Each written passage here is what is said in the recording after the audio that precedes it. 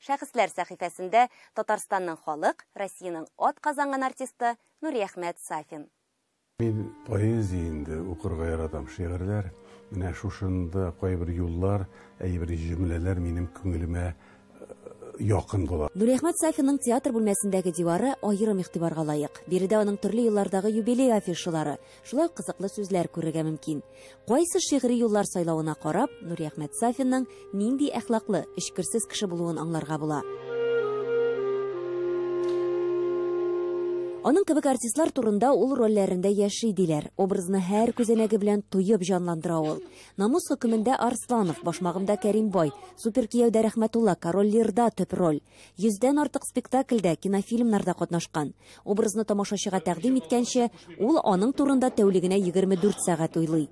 Аның фикеренчә, хәзер формага игътибар итәләр. Элек эчтәлек мөһим иде ди. Актерның эчке ягын дөньясын ачып, кешегә менә шулай итеп бирү. Менә ул вакытта инде синең бөтен күзәнәкләрең уянып, күзеңә яшьләр дә килә, нишләргә дә белмисең. Менә шушы формада мин уйлап, эшләп королевларны эшләдем. Аннары нигез ташларым булды. Хади Такташның инде 90 еллыгына багышланган Хади Такташ образы. Корделия! Төзәтегез бераз гына сүзегезне. Нуриәхмәт Сафинны театрның намусы дип атыйлар. Дөреслекне өздереп әйтә, күңелдәгесен белдерә. Рольләр буенча да үз фикере, сүзе бар. Хәтта драматург яки режиссер белән дә образ хакында бәхәскә керә ала. Тик моңа әле ул укуларын төгәлләп артист булгач кына өйрәнә. Элек барысында эшенә юта торган булган. Эшли башлагач күчмә театрда барбер эшлисең бит инде. Эшемне эшләдем. Мине һәр вакытта бригаданың җитәкчесе итеп җибәрәләр иде. 15-16 кешегә җитәкче, 2 машина минем җилкәдә артистларны гостиницага урнаштыру. Эшемне намус белән эшлим. Кайбакта менә шундый сүзләр ишетелә, йомылып кала идем мин.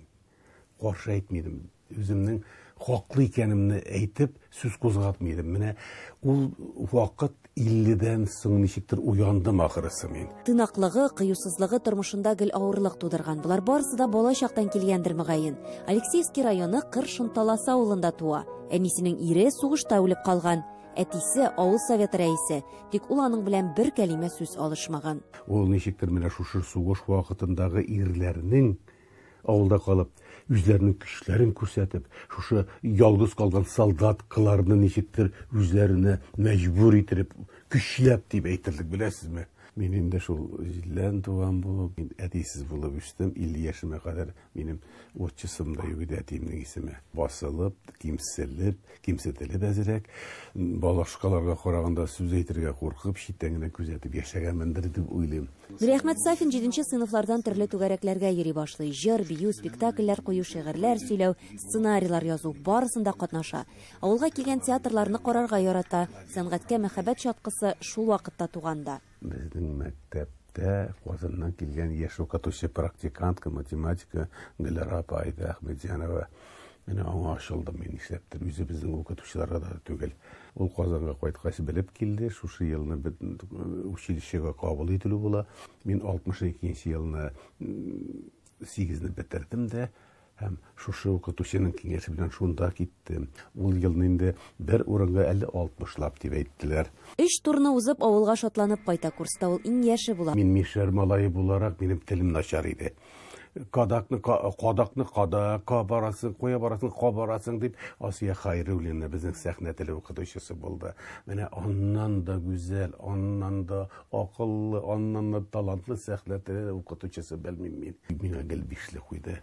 Мине ышандырды, үсендерде, үз көчемә ышандыру өчен менә шул бишлене мин нитеп дәлилләргә тиеш идем. Үзе дә бик тырышып укый. Шул вакытта авылдагы эшләрне дә карарга кирәк. Җитмәсә, әнисе авыру. Еш кайтып йөрүен училищеда яратып та бетермиләр. Ә укуын төгәлләгәч, гомумән авылга кайтып китә.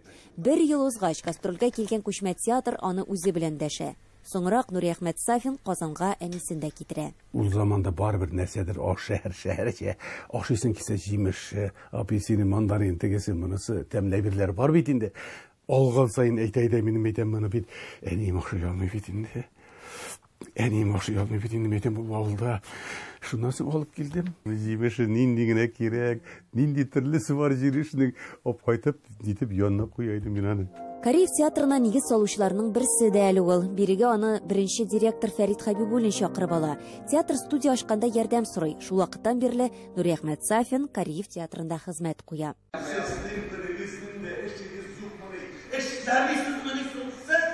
Һәр роле турында яратып сөйли. Кореев театрында бу көннәрдә Нуриәхмәт Сафинның юбилеена багышлап өр-яңа арыну спектакле чыкты. Пьесаның авторы Айдар Әхмәдиев, режиссеры Тимур Кулов.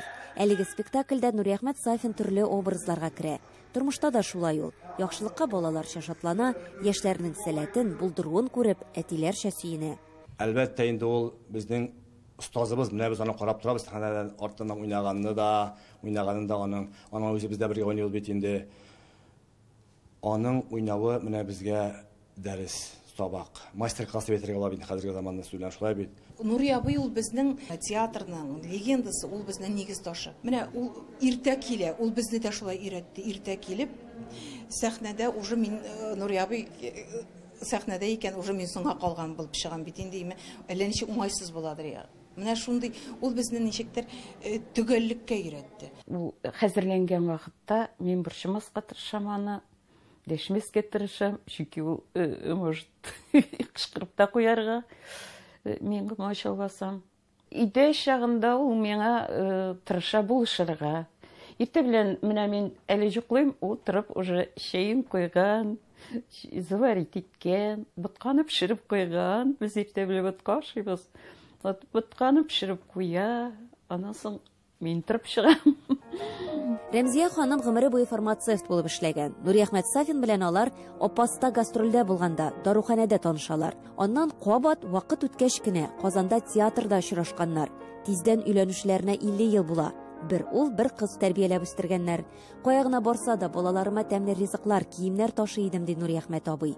Тик бер үкенече бар. 25 шәһәр җәйкеннән 2 шәһәр гастрольдә булып, әгәр син гаилә коргансың икән, балалар үстерәсең икән, менә син алар минем күз алдымда булырга тиешле бит. Алар ничек кимсенгәндер дип уйлыйм мин хәзерге сөкендә. Мәйтәм ниләр кичерде икән, бөтенсенең әтисе килә, юк, буларның әтиләре юк. Шуңа күрә мин бер интервьюда да әйттем, әйтәм, әгәр дә нитсәләр, теге гомереңне кире кайтарып, шулай икенче төрле яшәргә дисәләр, мин барыбер икенче төрле менә шушы балалар өчен яшәр идем дип уйлыйм. Йомшак күңелле ул заманында эте дә булган. Ул үлгәч нык борчылып, башка бер хайван да алмыйм дип сүз бирә. Тик бакчаларында бер песи ияләшә. Иртә белән уятта, керә, өстемә менә, пәпеләре белән яңагыма булай иттерә, суга әйеп инде, тормагачан рәкетеңне тешләп алган була, авырттырмыйча гына. Аннарысы торган инде. Чын-чынлап бөек шәхесләр гади була диләр. Нуриәхмәт Сафин турында да шулай дисәк ялгыш булмас. Кешеләргә матур сүзен, ачык елмаюлы карашын кызганмый ул. Эльвира Хөснетдинова, Татарлар, Казан.